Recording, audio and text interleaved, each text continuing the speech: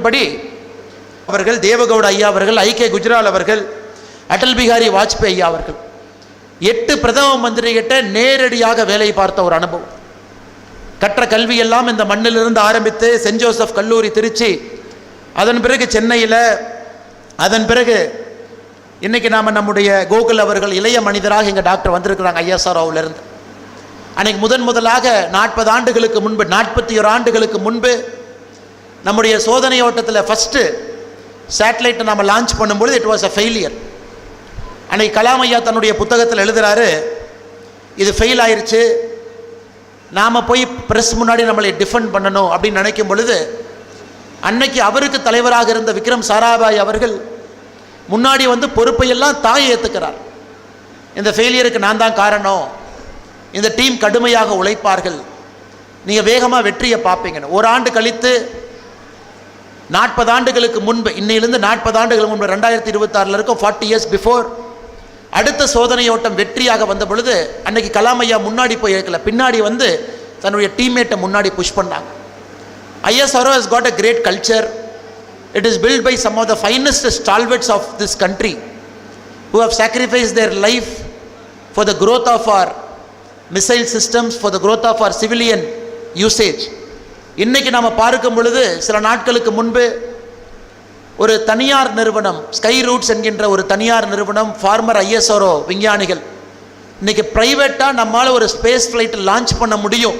அந்த அளவுக்கு 40 ஆண்டுகளில் நம்முடைய ஸ்பேஸினுடைய அந்த பயணம் இருக்குது. அதற்கெல்லாம் விதை போட்ட முன்னோடிகளில் டாக்டர் APJ அப்துல் கலாம் ஐயா அவர்கள் மிக மிக முக்கியமானவர். அந்த பயணத்தில் நீங்கள்லாம் வர்றீங்க.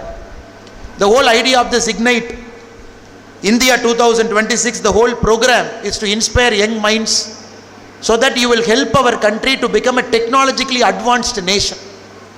கலாம் ஐயா அவர்கள் தன்னுடைய ஒரு பிரதமர்கிட்டையும் அனுபவத்தை பல இடத்துல பேசியிருக்காங்க. இந்திரா காந்தி அம்மா அவர்கள், when she was the prime minister of our country, that point of time Kalam Ayya was the director of Defence Research Development Organization, DRDL, Defence Research Development Laboratory in Hyderabad. 1983 madam Indira Gandhi அவங்க DRDL ரிவ்யூக்கு வர்றாங்க. அப்போ அவங்க கலாம் அவங்ககிட்ட கேட்டது ஒன்றே மட்டும்தான். Conference ஹாலில் ஒரு ப்ரெசன்டேஷன் நடந்துட்டு இருக்கு.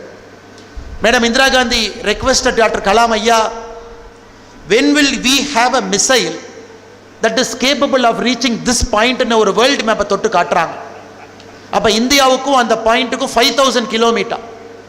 So madam Indira Gandhi gave the vision and imprint to doctor APJ ஐயா அவர்கள், we need a missile system that is capable of traveling 5000 kilometers in the year 1983. அதை கலாம் ஐயா அவர்கள் பல இடத்துல சொல்கிறாங்க. Because madam Indira Gandhi had that kind of a vision that India should have a self-sustaining mechanism to develop our own missile. Rajiv Gandhi அவர், the next prime minister 1985, Rajiv Gandhi அவர்கள், whenever he met Kalamji, the only thing he asked him is, what will be the cost of a minimum nuclear deterrent? பக்கத்தில் சைனாவாக இருக்கலாம், பாகிஸ்தானாக இருக்கலாம், ஃபியூச்சரில் if they have missile, to have a minimum nuclear deterrent, what should we do? இன்னைக்கு நம்ம வச்சிருக்கக்கூடிய nuclear deterrent என்ன mechanism இருக்கு, SOP இருக்கோ, everything is written by Dr. APJ Abdul Kalam ஐயா அவர்கள். In 1985 he gave an initial blueprint to then Prime Minister Rajiv Gandhi ji. He said we need roughly 100 missiles and warheads. He said in 7 years we can achieve a minimum nuclear deterrent. And he said we might need about 7,000 crore. In 1985 Dr. APJ Abdul Kalam Ayya told Rajiv Gandhi avargal as a Prime Minister, we need 7,000 crore as a country to create this minimum nuclear deterrent. 1989 to 1991, very tough time in Indian politics. Government falling, new government coming. Ayya VP Singh avargal, Chandrasekhar avargal were leading the governments then. Even then Dr. Kalam Ayya was part of the core group advising the prime ministers. Even when political instability was there, it is leaders like them advising prime ministers to look at the future and not to sacrifice our missile program. 1990s Kalam Ayya became the secretary DRDO. He also became the chief scientific advisor to the defense minister. So on the time la pathina Kalam Ayya moved from a technology guy to a strategic actor. இன்னைக்கு நம்ம நிறைய doctor APJ Abdul Kalam ஐயாவை பற்றி பேசும்பொழுது வாழ்க்கையில் ஒரு பாட்டை பேசுகிறோம். But this is a person who has transcended the whole spectrum. Starting as a technology person, he became a strategic actor, advising the Prime Minister of this country how to take the country's technological advancements forward. When P.V. Narasimha Rao ji was the Prime Minister of this country, he called APJ Abdul Kalam Ayya along with 2 other scientists. He said, can we build a T3 readiness? T3 readiness is the moment a Prime Minister tells the DRDO or the scientist, in 3 days we have to do a nuclear test, can we do that? T3 readiness. India at that point of time never had a T3 readiness. It is a Prime Minister Narasimha Rao Avargal who spoke to Kalam Ayya and said India has to get ready to T3. நீங்க பாருங்க, எங்க இருந்து இந்திரா காந்தி அம்மா, அதன் பிறகு ராஜீவ் காந்தி அவர்கள், அதன் பிறகு விபி சிங், சந்திரசேகர் அவர்கள், நீங்க ஒரு டிரான்ஸ்ஃபர்மேஷனை பார்த்துட்டே வாங்க. நரசிம்மராவ் ஐயா வரும் பொழுது it is Kalam ji in is multiple position, adviser, secretary. He has moved from a basic plan to a T3 readiness. But unfortunately, P.V. Narasimha Rao ji lost that election in 1996. So he was about to test it. He told Kalam, we are not going to do it. Then again we went into a very confusing political time. So multiple chief ministers, including I.K. Gujral ji, including Deva Gowda ji, we had multiple prime ministers in that time. Atal Bihari Vajpayee ji had only 13 days as India's prime minister. So in the குழப்பமான சூழ்நிலையிலும் கலாம் ஐயா அவர்கள் was very clear, we are moving towards T3. Prime ministers can come, prime ministers can go. It is APJ Abdul Kalam ji who had this vision continuously across multiple prime ministers, multiple governments, multiple political ideology, multiple party. இவங்க எல்லாம் வேற வேற ஐடியாலஜிங்க, வேற வேற politicians, வேற மாதிரி leaders, வேற மாதிரி பார்ட்டி. கண்டினியூஸ்லி அதை மூவ் பண்ணிக்கிட்டு வந்துகிட்டே இருந்தார். When finally we had the chance, when Vajpayee Ayya came for the second term as the prime minister, he told his private secretary Shakti Sinha, he said, please get Kalam கூட்டிட்டு வாங்க அப்படின்னு. That point of time they took about 6 hours to trace Kalam Ayya because he was somewhere roaming in northeast India. Finally Kalam Ayyaவை பிடிச்சி கூட்டிட்டு வர்றாங்க. When he came and met Atal Bihari Vajpayee ji, Vajpayee அவங்க ஒன்று தான் சொல்றாங்க, பட்டாக்கா சோர்னா ஹே அப்படிங்கிறார். தீபாவளி பட்டாசை வெடிக்கணும், தயார் பண்ணுங்க அப்படிங்கிறார். பட்டாக்கா சோர்னா ஹே அப்படின்னு கலாம் ஐயா. அதனால் இது சாதாரணமாக நம்ம கலாம் ஐயாவை நினைக்கக்கூடாதுங்க. The whole spectrum of strategic defence travel பண்ணி அமெரிக்கன் ப்ரெஷர் எத்தனையோ நாட்கள் இருந்த பொழுதும் கூட அதை நாம் வாஜ்பாய் அவனுடைய 2வது டைமில் உங்களுக்கு தெரியும், 6th April 1998 Pakistanis tested surface to surface missile Gauri. So we had lot of pressure because Gauri missile was able to travel 1500 km with a 700 kg warhead. So Delhi, Mumbai, Kolkata, Chennai எங்கேயா இருந்தாலும் கூட ஒரு Gowri missile Pakistan போக முடியும். It was very very important, that test cannot fail. அந்த போக்ரான்ல நம்முடைய test what Kalam Ayya did 1998 in the month of May, 2 tests we did, அது fail ஆகிறதுக்கு வாய்ப்பே இல்லைங்க. it has to only succeed. அது ஃபெயிலே ஆகக்கூடாது, சக்சஸ் மட்டும்தான் நம்ம நாடு எதிர்பார்த்தது. and APJ Abdul Kalam Ayya delivered it that day. May 11, May 13, 2 wonderful tests we did. The politics of our country changed forever. The strategic deterrence of our countries changed forever. The politics of Southeast Asia changed forever. The politics of India, China, Pakistan changed forever. அதனால் இந்த மனிதர், he always had a vision coming from the small island. இந்த சின்ன ஐலண்டில் he says World War II 1945 பேப்பர்லாம் போய் வீட்டில் போடும் பொழுது கலாம் ஐயா அந்த காலையில் பேப்பர் ஆர்வமாக பார்ப்பார். என்ன ஆர்வமாக பார்ப்பாருனாங்க, வேர்ல்டு வார் 2ல 2 விமானங்கள் சண்டை போட்டுட்டு இருந்துச்சு. The Spitfire planes and the Luftwaffe flights. Luftwaffe வந்து ஜெர்மன்ஸு, ஸ்பிட்ஃபயர் வந்து பிரிட்டிஷ். எந்த பிளேன் ஜெயிக்குது அப்படிங்கிறத ஒரு நாள் பேப்பர் போடும்போதும் கலாம் ஐயா அந்த தலைப்புச் செய்தியில் பார்ப்பார். அப்படி ஆரம்பித்த ஒரு கியூரியாசிட்டி படிப்படியாக இங்கிருந்து படித்து ஒரு இடமாக சென்று ஒரு தேசப்பற்றை எப்பொழுதுமே விடாமல் கடைசி வரை இந்த நாட்டிற்கு ஒரு சிறந்த குடிமகனாக நாம் எல்லாம் எப்படி இருக்க வேண்டும் என்பதை உணர்த்தி, அது மட்டும் இல்லை, பல இடத்துல கலாம் ஐயா பேசும்பொழுது உங்களைப் போல நான் மாணவனாக உட்கார்ந்துருக்கு. நேஷனல் போலீஸ் அகாடமி நம்ம ஐயா இங்கே இருக்கிறாங்க, one of the best finest IPS officers of our country. ஹைதராபாத்தில் கலாம் ஐயா பேச வருவாங்க, all of us will be students.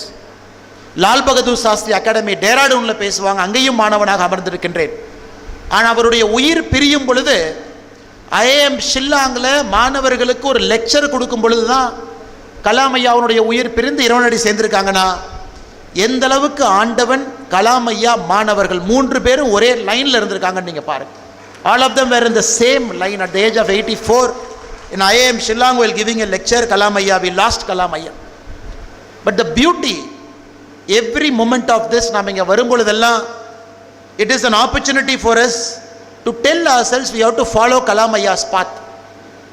A person who didn't get married, a person who gave up non-vegetarian, ஹாஸ்டலில் போய் மெஸ் பில் கட்டணும், சென்ட் ஜோசப் காலேஜ் திருச்சியில் நான் vegetarian சாப்பாடு 18 ரூபா, வெஜிடேரியன் சாப்பாடு 14 ரூபா.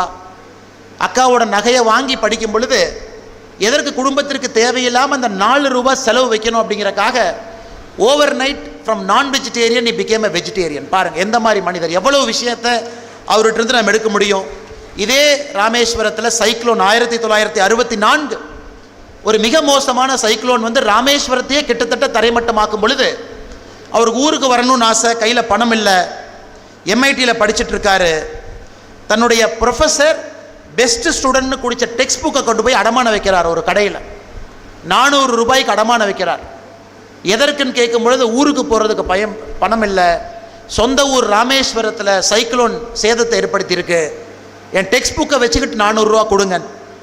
இந்த கதையை கேட்ட மின்ட் ஸ்ட்ரீட்டில் இருந்த ஒரு பான் புரோக்கர் கலாம் ஐயாவுக்கு 60 ரூபா பணம் கொடுத்து நீங்கள் ஊருக்கு போயிட்டு வாங்க, தயவு செஞ்சு இந்த டெக்ஸ்ட் புக்கை நான் பத்திரமா வச்சுக்கிறேன், யார்ட்டையும் திருப்பி கொடுக்க மாட்டேன், நீங்கள் வாங்கின பணத்தை என்னைக்கு கொடுக்குறீங்களோ அன்னைக்கு இந்த டெக்ஸ்ட் புக்கை நான் திருப்பி கொடுக்குறேன். அந்த மனிதனுடைய வாழ்க்கையில் சின்ன சின்ன சம்பவங்கள் உங்களை இன்ஸ்பயர் பண்ணணும். Small things. அவர் வாழ்ந்த ஒன்று உங்களுக்கு இன்டெகிரிட்டி, நேர்மை, ஹானஸ்டி, எத்திக்ஸ், இதெல்லாம் அவர் லைஃப்பில் சின்ன சின்ன விஷயங்கள் சொல்லணும். இந்தியாவுடைய ஜனாதிபதியாக இருந்த பொழுது நமக்கு தெரியும், people's president, when he was the 11th president of our country, எப்படி வாழ்ந்தார், ஃபேமிலி எப்படி வச்சுருந்தாங்க, ஃபேமிலி மெம்பர்ஸ் வந்து ராஷ்டிரபதி பவனில் தங்குனா அதுக்கு பில் யார் கொடுத்தாங்க, ஒரு சூட்கேஸோட உள்ளே போனார், ஒரு சூட்கேஸோட தான் வெளியே வந்தார். அப்படிப்பட்ட ஒரு ஜனாதிபதி நமக்கு. அது மட்டும் இல்லை, அந்த காலத்தில் ராஷ்டிரபதி பவனில் இஃப்தார் விருந்து ஃபார் ஆர் முஸ்லீம் ஃப்ரெண்ட்ஸ், இஃப்தார் விருந்து நடக்கும் பொழுது அதன் முதலாக கலாம் ஐயா சொன்னாங்க, இந்த ட்ரெடிஷன் வேண்டாம், ஏன்னா 22 லட்சம் ரூபாய் இதற்கு செலவாகுது, அதனால் அந்த 22 லட்சத்தோடு அவருடைய பர்சனல் பணம் 1 லட்சம், அதை போட்டு 23 லட்சத்தை அங்கே இருக்கக்கூடிய ஆர்ஃபனேஜஸ்க்கு உணவாக வாங்கி இஃப்தார் விருந்து ஆர்ஃபனேஜஸ் கொடுத்துட்டார். இஃப்தார் அன்னைக்கு ஆர்ஃபனேஜ் கொடுத்த ஒரு பெருமையும் டாக்டர் கலாம் ஐயாவுக்கு சேர். அதை விட எனக்கு ரொம்ப பிடிச்சது, US president George W Bush India வர்றாங்க, ராஷ்டிரபதி பவன் வரணும், சீக்ரெட் சர்வீஸ் வர்றாங்க, கலாம் ஐயாவை பார்க்குறாங்க, இந்த கார்பெட்டை மாற்றணும், இந்த கார்பெட் கொஞ்சம் பழசாக இருக்குது, ஏன்னா அமெரிக்க ஜனாதிபதி வர்றாரு, கார்பெட்டை மாற்றுங்கன்னு. கலாம் ஐயா சொல்கிறாங்க, கார்பெட்டை மாற்ற முடியாது, இந்த கார்பெட்டில் மிகப்பெரிய தலைவர்கள்லாம் நடந்தனால தான் அந்த கார்பெட் தேஞ்சிருக்கு, அதனால் எந்த காரணத்துக்கும் இந்த கார்பெட்டை மாற்ற முடியாதுன்னு அன்றைக்கி சொன்னார் ஜார்ஜ் டபிள்யூ புஷ். அதே கார்பெட் மேலே தான் நடந்து போனாங்க. அது மட்டும் இல்லை, ராஷ்டிரபதி பவனை ஹேண்ட் ஓவர் பண்ணணும், செக்யூரிட்டி செக் பண்ணணும், நாங்கள் கண்ட்ரோல் எடுத்துக்கணும், அதன் பிறகு தான் செக்யூரிட்டி வெட் பண்ணணும்னு சொல்லும் பொழுது கலாம் ஐயா சொன்னது, இந்திய குடியாட்சியினுடைய தலைமைப்பிடமாக இருக்கக்கூடிய ராஷ்டிரபதி பவனை எந்த காரணத்திற்கும் யாருக்கும் சரண்டர் பண்ண மாட்டேன், நீங்கள் எங்கே செக் பண்ணுமோ செக் பண்ணிட்டு போங்க. இதையெல்லாம் இன்று இருக்கக்கூடிய தலைமுறைகிட்ட நிறையா நம்ம பேசணும். இது பல புத்தகத்தெல்லாம் படித்த இடத்துல இருந்த சின்ன சின்ன நோட்ஸ், ஒரு புத்தகத்தில் ஒன்று. கலாம் ஐயாவுடைய விங்ஸ் ஆஃப் ஃபயர் நிறைய எழுதியிருக்காரு, இக்னைட்டட் மைண்ட்ஸில் நிறைய எழுதியிருக்காரு. கலாம் ஐயாவுடைய ஒரு புத்தகமும் பொக்கிஷன் தான். நீரஜா சௌத்ரி அவர்கள் ஹவ் பிரைம் மினிஸ்டர்ஸ் டிசைட், அந்த புத்தகத்தில் ஒரு பிரைம் மினிஸ்டருடைய ஸ்ட்ராட்டஜிக் டிஃபரன்ஸை பற்றி எழுதியிருக்காங்க. கலாம் ஐயாவை பொறுத்தவரை எல்லா இடத்திலும் இருக்கக்கூடிய ஒரு மனிதர். அதனால் இந்த கலாம் ஐயாவுடைய நிகழ்வு, குடும்பத்தினர் இவ்வளவு சிறப்பாக அதை ஒரு ஆண்டும் எடுத்துகிட்டு போகிறீங்க, குழந்தைங்களை கூட்டிகிட்டு வர்றீங்க, அவங்கள இன்ஸ்பயர் பண்ணுறீங்க. மேடையில் இருக்கக்கூடிய ஒரு தலைவர்களும் கூட இங்கே இருக்கக்கூடிய குழந்தைகளை இன்ஸ்பயர் பண்ணி, கலாமன் ஐயா சொல்லியிருக்கக்கூடிய செல்ஃப் டிட்டரன்ஸ் நமக்கு வேணும், டெக்னாலஜிக்கலி அட்வான்ஸ்மெண்ட் நமக்கு வேணும், ஐஎஸ்ஆர்ஓவில் நிறையா பேர் நீங்கள் போய் சேரணும், டிஆர்டிஓக்கு வரணும், ஒரு குட் எத்திக்கல் பொலிட்டிக்கல் லீடர்ஸாக நீங்கள் வரணும், நல்ல குடிமகனாக வரணும். அது எல்லாருக்கும் நாம் கலாம் ஐயாவை எப்பொழுதும் நம்முடைய ஒரு ஆதர்ஷ புருஷனாக நாம் அதை எடுத்துக்குவோம். அவருடைய வாழ்க்கையில் அவருடைய பயணத்தில் நடப்போம். Let us walk in the food steps Kalam ஐயா லெஃப்ட் ஃபார் அஸ். இன்றைக்கி மட்டும் நம்ம கொண்டாடணும்னு இருக்கக்கூடாது, எவ்ரிடே பாருங்கள், கலாம் ஐயாவுடைய குடும்பத்தினர், மூத்த குடும்பத்தினர் எனக்கு என்ன கொடுத்துருக்காங்க பாருங்கள். he gave me கலாம் ஐயாவுடைய ஃபேமிலி சார்பாக ஒரு மயில், ஒரு சேவல், ஒரு முருகப்பெருமானுடைய வேல். இதுதான் கலாம் ஐயாவுடைய ஸ்பிரிச்சுவாலிட்டி. எப்பவுமே அந்த ஸ்பிரிச்சுவாலிட்டி இப்படி தான் இருந்திருக்கு. ராஷ்டிரபதி பவனில் இருக்கும் பொழுது கூட வீணை வாசிக்கக்கூடிய பழக்கம் இருக்குது, நிறைய இடத்துல நான் படிச்சிருக்கேன். It gave him lot of inspiration. ஒரு ட்ரூ செக்குலர் இந்தியாவில் எப்படி இருக்கணும் அப்படிங்கிறக்கும் கலாம் ஐயா அவர்கள் ஒரு மிகச்சிறந்த உதாரணம். அதனால் வந்திருக்கக்கூடிய எல்லா மாணவ செல்வங்களுக்கும், இங்கே இருக்கக்கூடிய பெற்றோர்களுக்கும், ஆசிரியர் பெருமக்களுக்கும், பத்திரிகை நண்பர்களுக்கும், சிறப்பு விருந்தினர்களுக்கும் மறுபடியும் ஒரு முறை என்னுடைய வாழ்த்துக்களை, வணக்கங்களை தெரிவித்து, மேடையில் இருக்கக்கூடிய சான்றோர்கள் எல்லாம் கலாம் ஐயாட்ட நேரடியாக பணி செய்தவங்க, 40 ஆண்டு காலம் இருந்தவங்க. ஐயா டாக்டர் DR கார்த்திகேயன் ஐயா அவர்கள் 40 years he was a friend of Kalam. அதே போல் இங்கே இருக்கக்கூடிய நம்ம டாக்டர் ஐயா 40 ஆண்டுகளுக்கு மேலே கலாம் ஐயாவோடு எல்லோரும் இருந்தவர்கள். அவங்களுடைய பேச்சையும் ஆர்வமாக கேட்பதற்காக நான் இருக்கின்றேன். பெரும் வாய்ப்பு கொடுத்த கலாம் ஐயாவுடைய குடும்பத்தினருக்கு, குறிப்பாக அண்ணன் டாக்டர் ஷேக் சலீம் அவர்களுக்கு என்னுடைய நெஞ்சார்ந்த நன்றிகளை தெரிவித்து என்னுடைய சிறு உரையை முடித்துக் கொள்கின்றேன். நன்றி, வணக்கம். தமிழ்நாடு வளர்க, பாரதத்தினுடைய புகழ் ஓங்குக. ஜெய்ஹிந்த். Ladies and gentlemen, Thiru Annamalai K, Chief Mentor, We the Leaders Foundation.